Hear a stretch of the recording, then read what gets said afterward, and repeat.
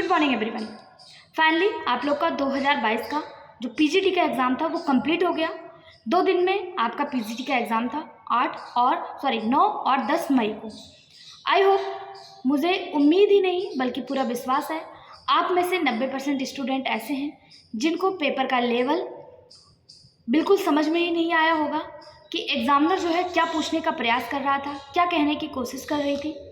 बात करें 2022 के, तो ये फाइनली जो है कंप्लीट हो गया है 9 मई 10 मई को। इनमें बहुत सारे एग्ज़ाम के पेपर थे। पेपर कंप्लीट होने के बाद जो आप सभी की प्रतिक्रियाएं हैं या आप लोगों ने जो क्वेश्चन भेजा और अपने भावनाओं को जो आपने व्यक्त किया, तब जाकर के समझ में आया कि आखिर 2022 का ये पेपर 2026 में क्यों कराया गया। क्योंकि आपको एक्सक्यूज़ ना रहे, आप कह ना सकें कि पेपर का पैटर्न बदला गया, पढ़ने का समय नहीं दिया गया, पूरा मौका दिया गया आपको 2022 से लेकर 22, 23, 24, 25, 26 पढ़ लो भैया। अब हम पेपर लेने वाले हैं। पेपर ऐसा बनाया गया जिसको हम कहें लेंदी है तो सही है, हम कहें टाइम टेकिंग है तो भी सही है, हम कहें कि कॉन्सेप्चुअल है तो भी सही है। अगर हम ये कहें नहीं भैया ये पेपर तो पूरा नेट के पैटर्न पे है तो भी सही है। अगर हम कह दें पीवाईक्यू नहीं आया है तो भी इसमें बिल्कुल कुछ गलत नहीं कहा जा रहा है। कहने का मतलब एकदम से पेपर के पैटर्न को बिल्कुल चेंज कर दिया गया। ना पीवाईक्यू से क्वेश्चन पूछे गए, ना आपका वन लाइनर 2, 4, 6 क्वेश्चन को छोड़कर वन लाइनर क्वेश्चन नहीं देखने को मिला। पेपर अगर मेरी भाषा में बात करें, मैं तो कहूँगी एकदम घटिया क्वालिटी का क्वेश्चन थे। मतलब आप पीजीटी के बच्चों से क्या एक्सपेक्ट कर रहे हो कि पीजीटी का जो बच्चे एग्ज़ाम दे रहे हैं, जो एग्ज़ाम दे के पीजीटी क्वालिफाई करेंगे, जो स्टूडेंट्स, जो बच्चे, जो शिक्षक बनेंगे, वो किस क्लास के बच्चों को पढ़ाएंगे? क्या वो ग्रेजुएशन, पोस्ट ग्रेजुएशन वालों को पढ़ाएंगे, नीट की तैयारी करवाएंगे, नेट की तैयारी करवाएंगे? आप पीजीटी के एग्ज़ाम से क्या एक्सपेक्ट कर रहे थे?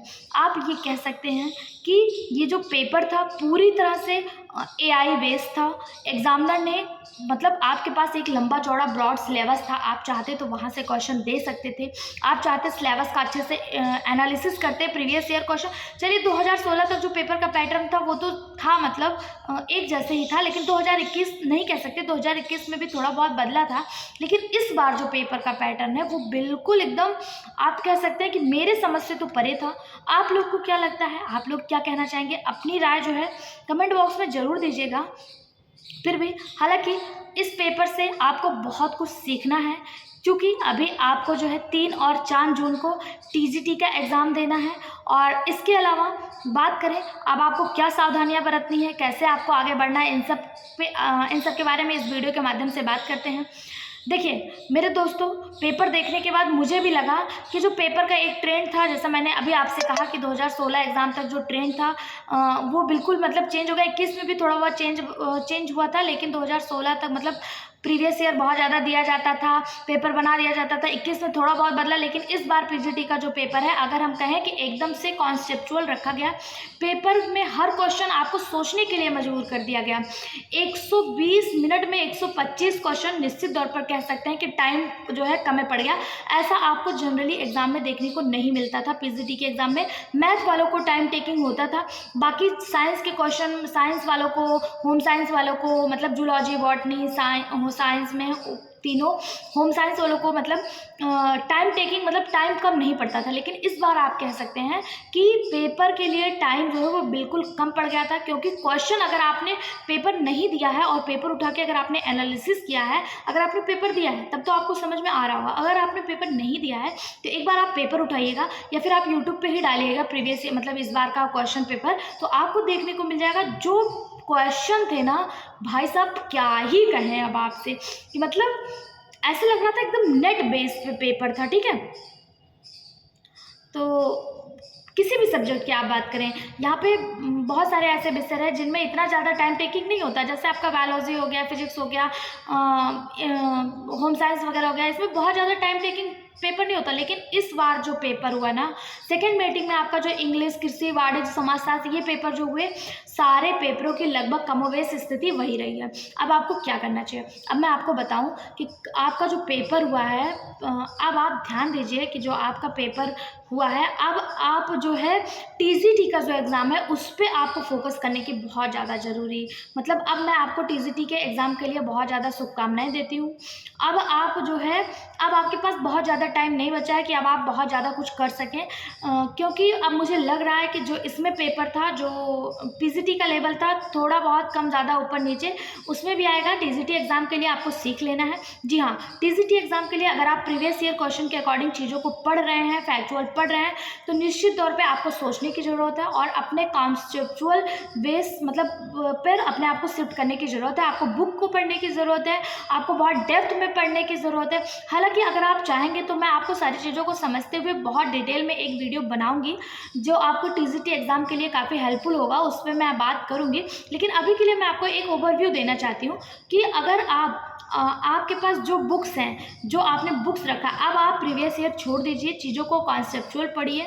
अगर आप टीजीटी का एग्ज़ाम नहीं दिए हैं तो जो पीजीटी का जो पेपर हुआ है उसको ज़रूर एनालिसिस करिए, एक बार सोचिए, अपना लेवल देखिए और आप सोचिए कि मतलब क्या एग्ज़ाम में आया था और आपने क्या पढ़ा है।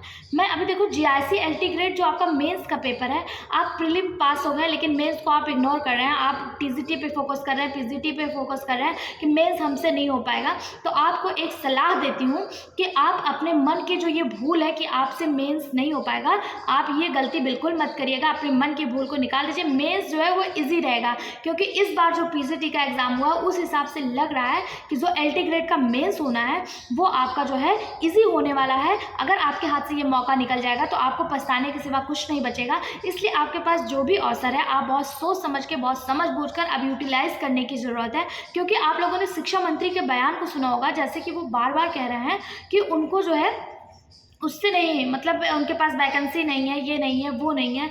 अब आप अपने आप को बहुत ज़्यादा डीमोटिवेट मत करिए, क्योंकि आप जिस स्थिति पे हैं, जिस हाल में हैं, जिस तरह शॉक्ड हुए पेपर देके, सेम वही स्थिति आपके कॉम्पिटिटर का भी है। आपके कॉम्पिटिटर को भी शॉक लगा है, सारे बच्चे बिल्कुल शॉक्ड में हैं। कोई, मतलब आप कह सकते हैं अनएक्सपेक्टेड क्वेश्चन था, कोई भी नहीं सोचा था कि इस तरह के पेपर का पैटर्न जो है आपको देखने को मिल सकता है।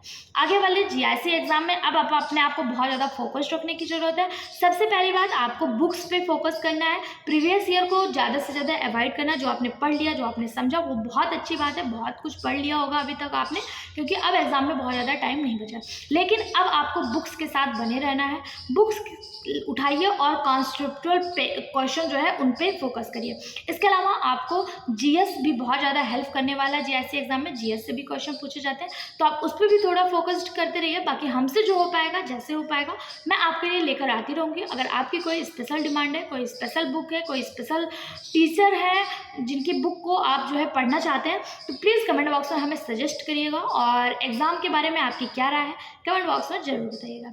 हमारे साथ बने रहने के लिए, हमें सुनने के लिए धन्यवाद। बहुत जल्द हम आपको टीजीटी से रिलेटेड वीडियो लेकर आने वाले हैं, तो उसको भी ज़रूर देखें। Thank you.